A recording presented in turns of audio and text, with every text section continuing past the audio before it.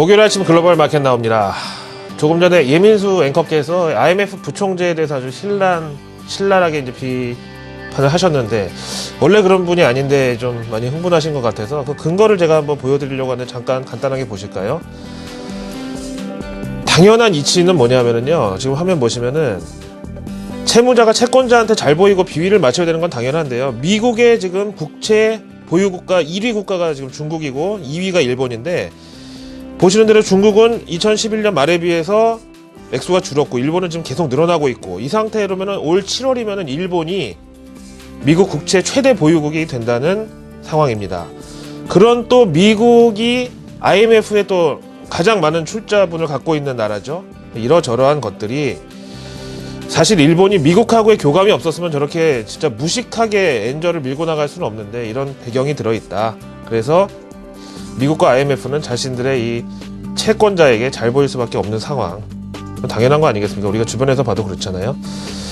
자, 오늘 글로벌 마켓 나우 원래 정해진 순서로 들어갑니다. 우리 증시 참 요즘에 거의 뭐 실망과 분노를 왔다 갔다 할 정도로 거래량도 좀 적고 주도주들도 다들 부진한데요. 이거를 뭐 외환 시장이나 미국 시장만 바라보면서 왜 이럴까 막 한탄할 게 아니라, 가만 보면은 우리나라 설이나 추석 연휴 바로 앞두고 증시에서는 좋았던 적이 거의 없었죠. 정기 국회 때도 역시 마찬가지로 전형적인 계절적 부진한 시즌이었습니다. 하지만 미국에서도 우리가 힌트를 찾아볼 수 있는 여러 가지 뉴스들이 있는데요. 마감 브리핑에 이어서 북한 핵실험 해외에서 어떻게 보는지, 그리고 앞으로 기술업종 우리나라의 이 캐시 카우는 어느 쪽이 집중이 돼야 될 것인지, 그리고 오늘 밤 열리는 유럽 정상회담까지 한번 대대적으로 체크를 해보기로 하겠습니다. 설 연휴를 이틀 앞두고 글로벌 마켓 나우 목요일 순서 출발합니다. 로이터 통신의 마감 브리핑 보시죠. 이번 주 미증시 흐름을 볼 것 같으면 월요일은 급락, 화요일은 급등, 그리고 오늘 수요일은 강보합 이렇게 끝났기 때문에 월요일은 매도 우위, 화요일은 매수 우위, 오늘은 무승부 이렇게 표현을 했죠. 근데 뭐 우리나라의 경우는 이번 주 들어서 3거래일 연속의 매도 우위로 3연패죠. 근데 월가는 진짜 누가 봐도 조정을 받을 때가 됐는데 희한하게 시장이 이거 꺾이지를 않고 있어요. 조금만 주가가 하락하려고 하면은 곧바로 진짜 어디선가 이 반발 매수세가 막 몰려오는데, 이제는 거의 뭐 신기할 지경입니다. 오늘도 미증시 마감 브리핑은 그야말로 남의 나라 얘기일 뿐이고요. 메이저급 경제지표나 재료가 없던 가운데 뉴욕 증권거래소는 상승 하락 종목 비율이 17대 12, 나스닥 거래소는 13대 11로 뭐 어제 기술업종 치고 올라갔던 만큼 오늘 에너지가 좀 딸리는 모습이었네요. 미국의 마감 브리핑 보셨고요. 이제 우리가 지금 설 연휴를 앞두고 설 때 혹시 무슨 일 있지 않나 좀 불안한 상황인데, 여기에 대해서 해외 언론의 시각을 들어보시겠습니다. 화면 보시죠. 여기서 HP는 튠렛패커드가 아니고요. 한때 SNS에서 시사뉴스 블로그의 여왕이라고 불리던 이리아나 허핑턴이 유명세를 타면서 결국 언론사로까지 발전을 한 미국의 시사 저널리즘 허핑턴 포스트의 화면입니다. 해석이나 분석이 볼 게 참 많은데요. 이번에는 북한을 도마 위에 올려놓고 이렇게 회를 쳤더라고요. 그래서 AP통신의 기사를 받아 쓰면서 자세한 분석까지 덧붙이고 있는데요. 일단 제목에 보시면은 북한의 그동안 작태를 분석해 본 결과, 이번에도 자칫 잘못하면은 자다가 뒤통수를 맞을 수가 있으니까 공휴일이나 연휴를 조심하라는데요. 생각해 보면은 6.25도 일요일날 새벽에 치고 내려왔었잖아요. 자, 이 내용 정리해 보겠습니다. 북한 핵실험의 경우 이번이 벌써 세 번째인데, 지난 두 번의 핵실험도 2006년 10월 9일 미국의 콜럼버스 데이로 공휴일이었을 때, 그리고 두 번째는 2009년 5월 25일 미국의 메모리얼 데이, 우리식으로 표현하면 현충일날 감행이 됐던 전과가 있다는 설명이고요. 그럼 3차는 언제 있을 것이냐? 그래서 확률이 높은 순서대로 1, 2, 3, 4, 5 이렇게 시나리오를 매겨놨는데, 가장 가까운 미국의 공휴일이 2월 18일 프레지던트 데이, 우리말로 대통령의 날인데, 다음 페이지 보시면 이날을 좀 조심해야 된다. 다음 페이지, 그리고 좀 더 가까이 잡으면 우리나라는 아니지만 오바마 대통령의 연두교서, 이 신년 연설이 있는 2월 12일 날도 역시 예정일 가운데 하나다. 다음 세 번째로는 이제는 우리나라 일정에 맞춰서 본다면은 그동안 북한의 서프라이즈 전력을 감안할 때 박근혜 대통령 취임일인 2월 25일도 가능성이 있다고 하고요. 그리고 또 다음 시나리오로는 바로 모든 사람이 다 상식적으로 예상할 수 있듯이 김정일 생일 2월 16일 혹은 김정일이 국방위원장으로 추대된 기념일 2월 14일이 마지막으로 꼽히고 있습니다.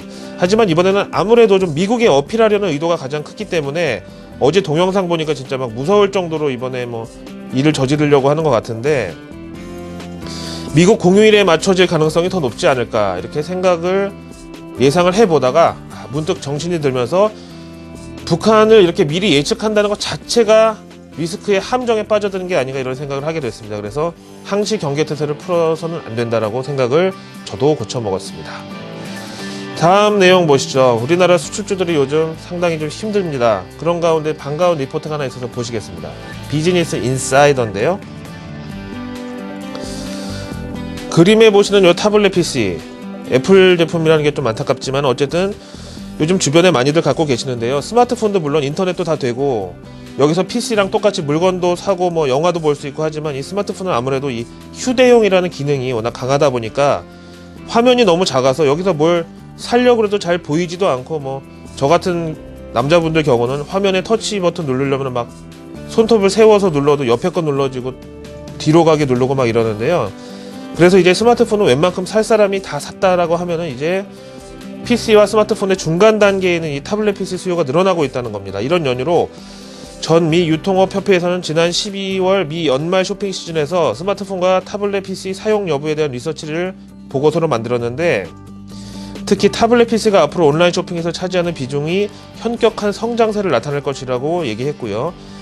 우리나라의 경우 삼성전자, LG전자도 스마트폰 수요는 사실상 완숙 단계에 이르렀다고 치면은 이 타블렛 PC가 향후 실적에 큰 효자 노릇을 할 수 있을 기대가 있다. 보고서 내용 보니까 여기 보시면 삼성 이름도 등장하고 막 그래서 기대감이 좀 있어요. 이거 내용 정리를 해보겠습니다.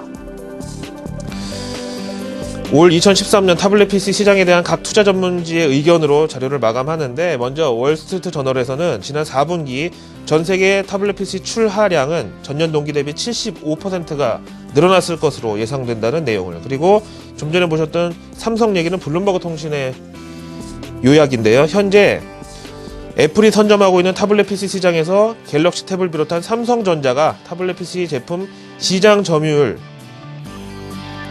우리식 표현으로 하면 더블 2배가량 확대될 것으로 본다. 다음 비즈니스 인사이더의 CEO 헨리 블로젯은 애플이 이제는 타블렛 PC 시장에서도 선두 자리를 내줄 위기에 처해 있다. 선두 자리를 내주면 누가 치고 올라가나요? 2위 타블렛 PC 시장 2위 삼성이 치고 올라간다. 다음에 전미 유통업협회 수석 경제학자는 올해 온라인 쇼핑 매출에 있어서 가장 결정적 요소 3가지가 바로 고용, 소득, 아주 기본적인 2가지 더하기 타블렛 PC다라는 주장이 실려 있습니다.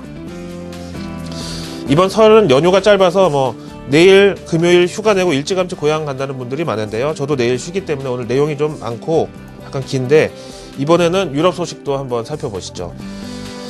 우리 시간으로 오늘 밤 이틀 일정으로 열리는 유로존 정상회담은 또 한번 유로존의 재정 건전성 제고를 위한 장기 플랜을 놓고 재정 지출 감축, 한마디로 이 긴축을 놓고 한바탕 논란의 장이 펼쳐질 것이라고 독일의 일간지 도이치벨레가 보도했습니다.